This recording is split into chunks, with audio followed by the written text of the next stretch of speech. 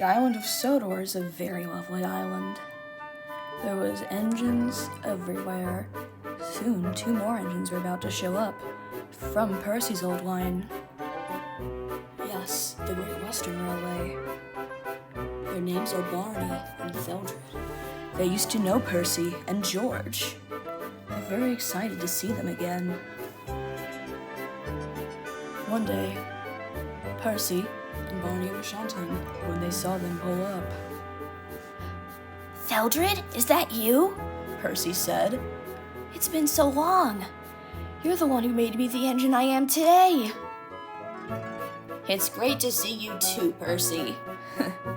You've grown up so much. Barney, you're okay. I was worried you would have been scrapped. You think you can ever scrap me? They could never, ever even lay a buffer on me. I'm so glad you're alright. Wait, Percy's here? Seriously? Barney, come on. We need to stop being so rude. Fine. He's just such a... I'm sorry for what I did, Barney. It's alright, Percy. So, what you guys want to do? Now that the whole gang's all back together. Do you want to see the island of Sodor?